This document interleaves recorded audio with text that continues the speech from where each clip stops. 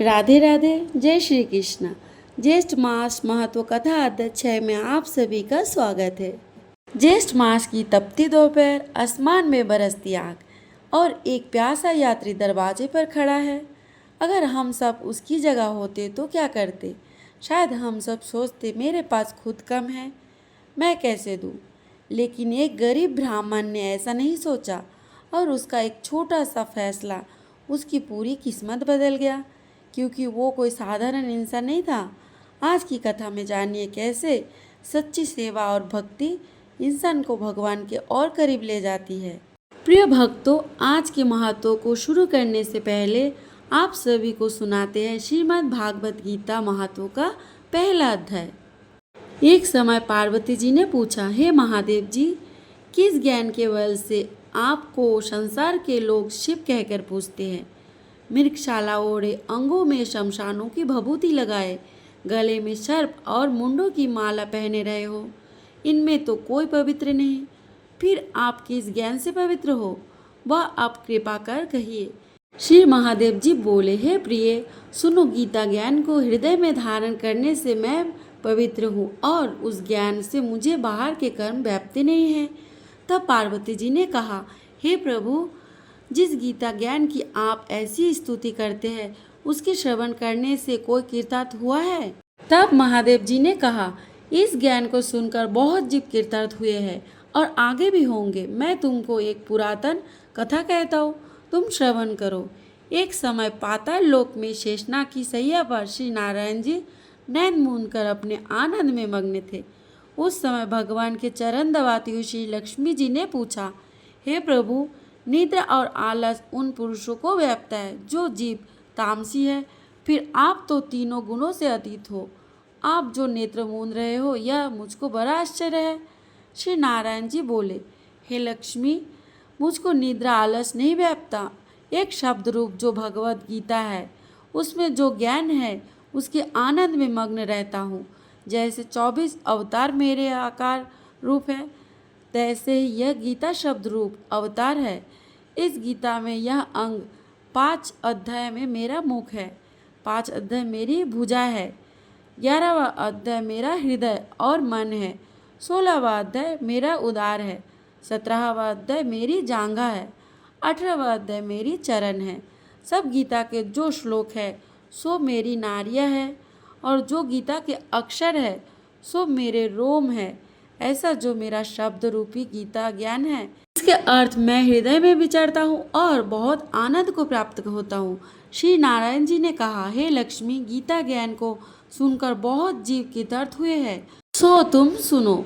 शूद्र वर्ण एक प्राणी था जो चंडालों के कर्म करता था और तेल लवण का व्यापार करता था। उसने बकरी पाली। एक दिन वह बकरी चराने को वन में गया और वृक्ष के पत्ते तोड़ने लगा। वह सर्प ने उसे डस लिया। उससे तत्काल उसके प्राण निकल गए। मरकर उसने बहुत नरक भोगे। फिर बैल का जन्म पाया। उस बैल को भिक्षुक ने मोल ले लिया। वह भिक्षुक उस पर चढ़कर सारा दिन मांगता फिरे। जो कुछ भिक्षा मांगकर लावे वह कुटुंब के साथ मिलकर खावे। वह बैल सारी रात द्वार पर बांधा रहे, उसके खाने पीने की भी खबर न लेवे। कुछ थोड़ा सा भूसा आगे डाल देवे। जब दिन चढ़े फिर बैल पर चढ़कर मांगता फिरे। कई दिन गुजरे तो वह बैल भूख का मारा गिर पड़ा, पर उसके प्राण नहीं छूटे। नगर के लोग देखा करे, कोई तीर्थ का फल दे, कोई व्रत का फल दे, पर उस बैल का प्राण ना छूटे। एक दिन गणिका आई। उसने मनुष्य से पूछा, यह भीड़ कैसी? तो उन्होंने कहा, इसके प्राण जाते ही नहीं, अनेक पुण्य का फल दे रहे हैं, तो भी इसकी मुक्ति नहीं होती।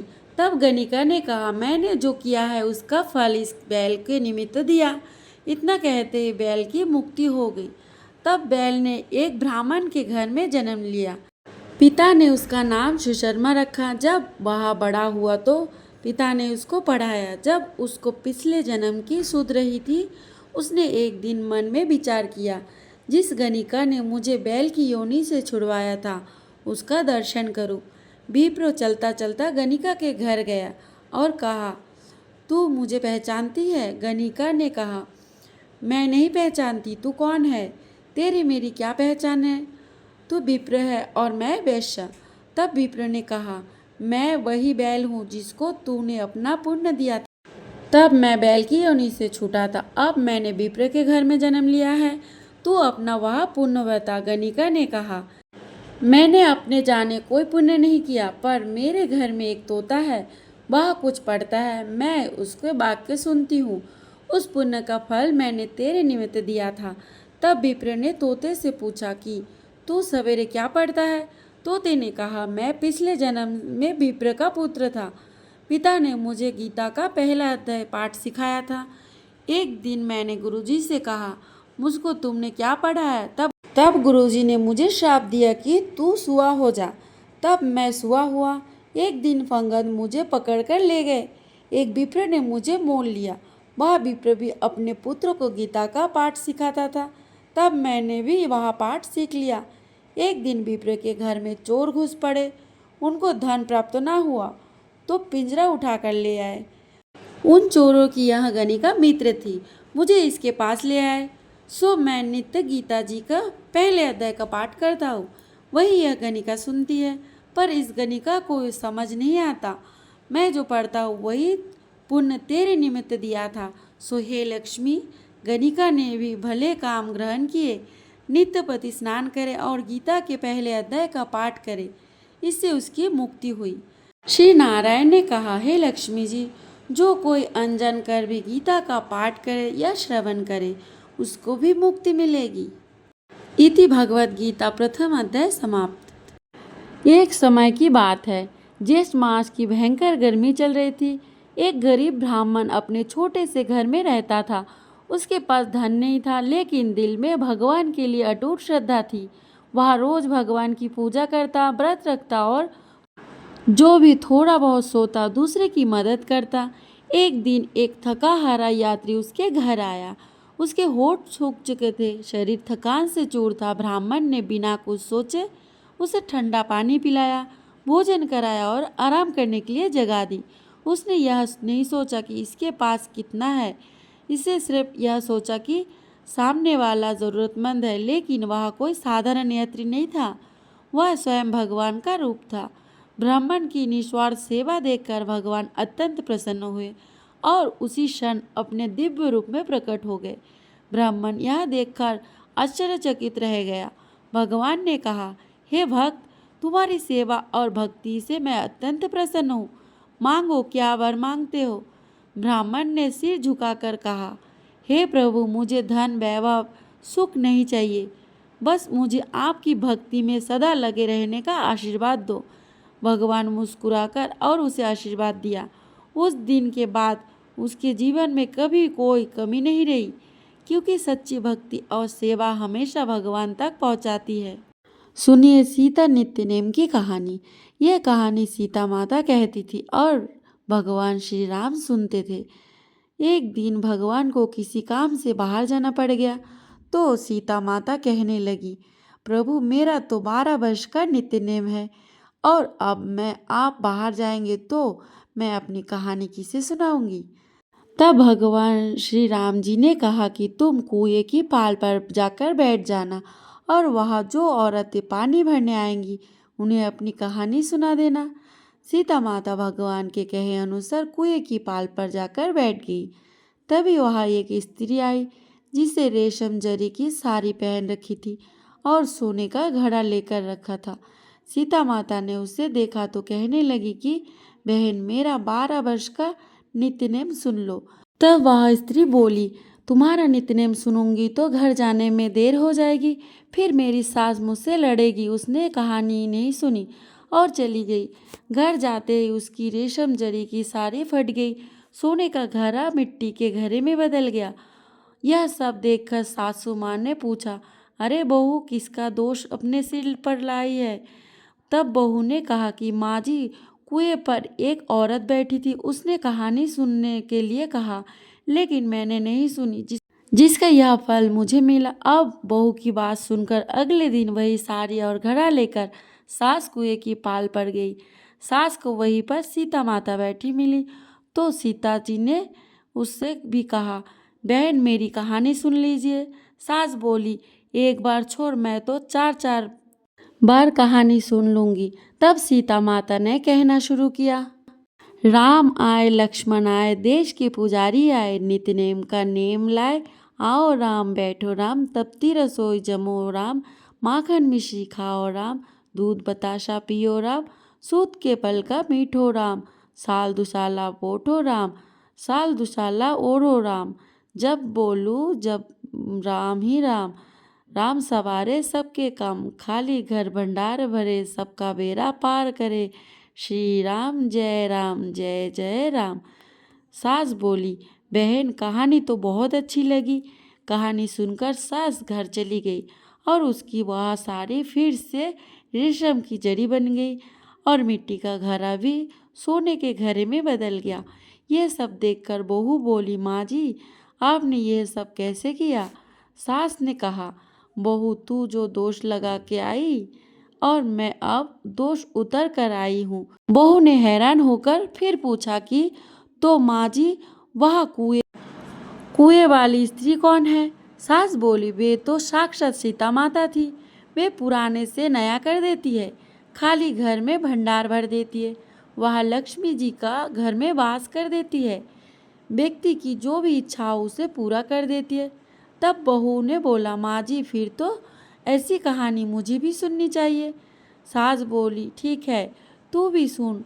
फिर सास ने कहानी शुरू की, राम आए लक्ष्मण आए देश के पुजारी आए, नित नेम का नेम लाए, आओ राम बैठो राम, तपती रसोई जीमो राम, माखन मिश्री खाओ राम, राम दूध बताशा पियो राम, सूत के पक्का मीठो राम, साल दुसाला मीठो राम, साल दुसाला ओढ़ो राम, जब बोलूं जब राम ही राम, सवेरे सबके काम, खाली घर भंडार भरे, सबका बेड़ा पार करे, श्री राम जय जय राम।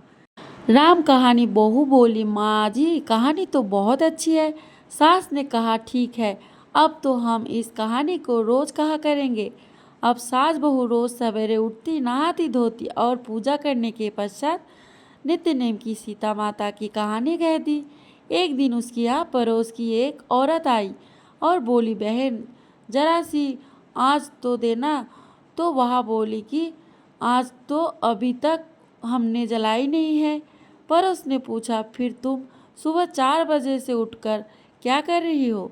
उसने बताया कि सुबह उठकर हम तो पहले पूजा करते, फिर सीता माता के नित्य नेम की कहानी कहते हैं।